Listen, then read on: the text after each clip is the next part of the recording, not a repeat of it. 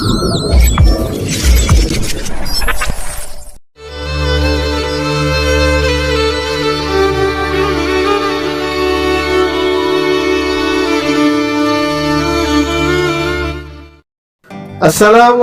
warahmatullahi wabarakatuh. I'm Arif Rahman. Pucuk rebung bertunas muda, mari bergabung saksikan acara The 4th International Conference on Learning and Development with theme Towards Energy Transition, Harmonizing with the New Norm, ICLAD 2021, 16 until 18 November 2021, Kuala Lumpur, Malaysia. Okay, ladies and gentlemen, the title of my paper is The Impact of Developing in 20 kV Power Distribution System to Fulfill Electrification Ratio for Social and Economic Life in the Society of Riau Province. I will explain to you about my agenda. I have 4 agenda. The first, why is PLN UP2K Riau responsible for fulfilling the electrification ratio? Second, what is the strategy of PLN UP2K Riau to increase the electrification ratio? The third, what are the challenges faced in completing the program? And the fourth, how is the impact after PLN UP2K Riau provides electricity to village? Indonesia is vast as a pelagic country. That is why the fulfillment of electricity supply and demand in the remote areas, outer island, and border area is an important issue that requires a special review in its completion. Energy has become an essential element of our human development and economic growth. Providing sufficient and affordable energy is required to increase human welfare and living standard. Energy should be considered as a factor in terms of economic development, since energy is heavy use and an input in most of the production process. Energy consumption increases in parallel with economic growth and development. In this way, energy needs should be met sufficiently and economically. According to nighttime satellite imagery released by the National Aeronautics and Space Administration, we can say in ASA, the United States government agency, revealing a map Indonesia with the distribution of light in each region in early 2017. As for the Riau province, we can see a map of the light at night which was taken by NSA that year.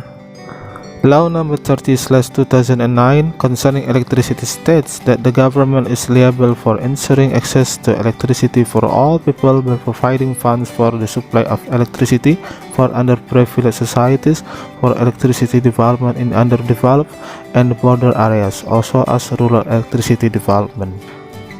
Before 2016, electricity supply was administered by many parties, including ministries, local government, non-governmental organizations, and PLN. However, the intervention administered by all parties within the rural electricity program does not ask the one national electricity planning document because of the absence of such a document apart from PLN, which has developed a rural electricity roadmap since 2012. According to the electricity law, the electricity supply was had carried out by the state-owned enterprise or SOE or government-owned enterprise or GOE-BUMN that through the state electricity company or PLN is entire because of the overlapping of rural electrification programs that are ineffective and have high costs. PLN unit in wilayah Riau and Kepulauan Riau is part of the Sumatran Regional Business, which is directly supervised by PLN Head Office. PLN unit in the wilayah Riau and Kepulauan Riau has 6 implementing units consisting of 4 customer implementing units and 2 construction implementing units. The Rural Electricity Roadmap document compiled by PLN in collaboration with university-level educational institution was the best reference for planning for rural electricity development. As for information on the number of villages that didn't have electricity, the data was obtained from the Ministry of Energy and Mineral Resources and the Ministry of Home Affairs of the Republic of Indonesia. So, through the decree of the Board of Directors of PLN regarding the new organization, namely PLN UP2K Riau in 2016, the village electricity development program was administered in Riau province to fulfill the target of the electricity village ratio and electrification ratio from the government. The amount of villages spread across Riau province is 1,859 villages. In 2016, the electricity village ratio was 90.95% and the electrification ratio was 77.53% for Riau province. Riau is one of the provinces in Indonesia which has its capital city in Pekanbaru. Area is quite wide and is located in the central part of Sumatra. In general, Riau's geography consists of mountains, lowland, and island. Riau province is subdivided into 10 regency, or we can say kabupaten, and 2 autonomous cities, or we can say kota. 10 regency are Bengkalis Regency, Indragiri Hilir Regency, Indragiri Hulu Regency, Kampar Regency, Kuantan Singingi Regency, Meranti Island Regency, Pelalawan Regency, Rokan Hilir Regency, Rokan Hulu Regency, Siak Regency, and 2 autonomous city are Dumai City and Pekanbaru City. To increase the electrification ratio, we have strategies such as: Number 1. Determination of Rural Electricity Roadmap Document. Data validation with Ministry of Home Affairs, Ministry of Energy and Mineral Resource, Directorate General of Electricity, University, Village Government, coordinating with external parties. Number 2. Develop a Rural Electricity Development Program. Village Electricity Development Site Survey according to the roadmap list, priority location for village electricity development, budget and material need planning. Number 3. Management of rural electricity development permit passing through protected forest areas, customary forest, production forest, wildlife reserve. Number 4. Goods and service procurement contract.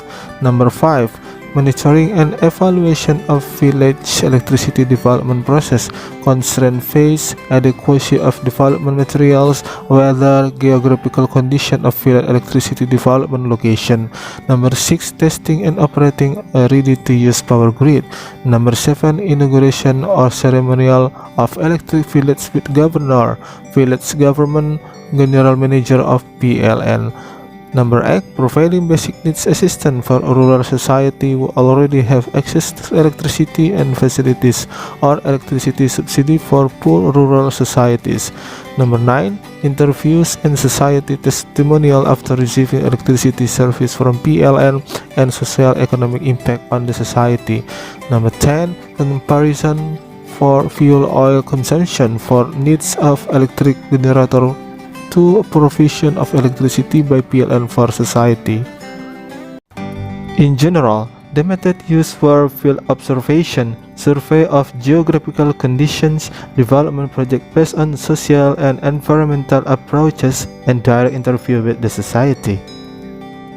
The most difficult situation that is not forgotten is that the project location is in the forest area of a wildlife reserve, namely in the Kampar Regency of Rimbang Baling Wildlife Sanctuary. The proposal for the development of village electricity in this area, where the local village head has written to the president in 2018. Of course, this is a special note because the derivative of the letter has reached the General Director of Electricity to PLN. In fast track, we immediately translate the letter with action to accelerate surveys, issue contract, appoint implementing partners, deliver materials, and work on project. The challenges faced during the implementation of the Rural Electricity Distribution Network on Development Program were quite complex and varied. The more basic thing was the determination of rural electricity roadmap planning. There was a delay in determining the investment budget for a rural electricity network development after the roadmap document was determined. Ordering materials and delivery to the location was also an especially concern because they serve as a reference for the implementation time for achieving development targets. The geographical condition of the location of the village where the electricity network will be built are different, which pose a risk of delay in development process. Several village locations are not adequate in terms of road infrastructure, so that it hampers the delivery of material. As a result, PLN has to clear land to build roads. The umpteenth difficulty was when the survey was conducted. There was no clear network path to be built because it penetrated wild and hilly forest area.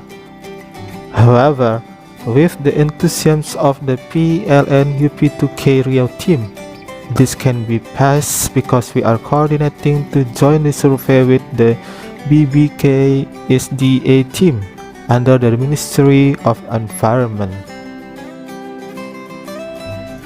The next most difficult work situation when I was on that was the arrival of iron pole material for the village electricity development program in very large quantities in 2018. The first thing I did was make sure the number of village target for development was by the roadmap document that had been prepared by PLN. Another obstacle we face in the unavailability of drawing of the village electricity development plan. So we formed a survey team as soon as possible by deploying team not only from our unit, but we asked for help from units that we were close to the village location. With good collaboration, coordination, and communication, we are helped to quickly execute the removal of iron pool material from the warehouse to the project site.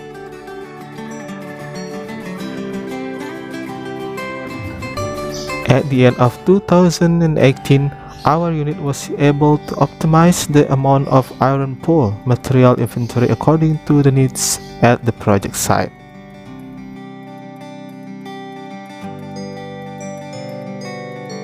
The process of construction of medium voltage power grid takes an average of 3 months. The factors that affect the speed of work include the availability of materials, the number of worker personnel, the range of work location, work equipment, weather at the work site, and others.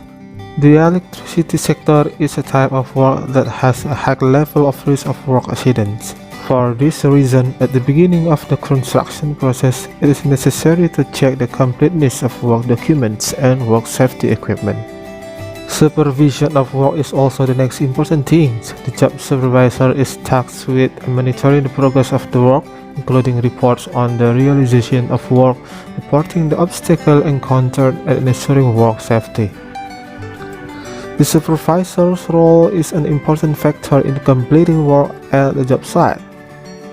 Medium voltage power grids are built using predetermined standard. The reference for the construction of an electric power distribution network was based on the 5th book of PLN, namely the standard for medium voltage electric power network construction. The end of 2019 period is critical for construction work. Indonesia is experiencing the same condition as other countries, namely the entry of the COVID-19 outbreak. The people of Riau province in the daily lives used generator set as lighting before PLN UP2K Riau was present as a provider of electricity. On average, one house has one generator set as lighting for only 6 hours. The society operates the generator set in period from 6 p.m. until 12 p.m. So if we compare it, we get cost efficiency around 90%. Throughout the process of building a power distribution network for rural areas from 2016 to 2020, a very significant increase. In 2016, electrification ratio is 77%, electricity fill ratio is 90%, 25 villages get electricity. With 221 kilometers power distribution line, 3,750 kV distribution transformer, 4,580 customers. In 2017, electrification ratio is 84%, electricity fill ratio is 92%, 61 village get electricity. We get 928 kilometers for power distribution line. with 14,360 kVA distribution transformer, 25,647 customers.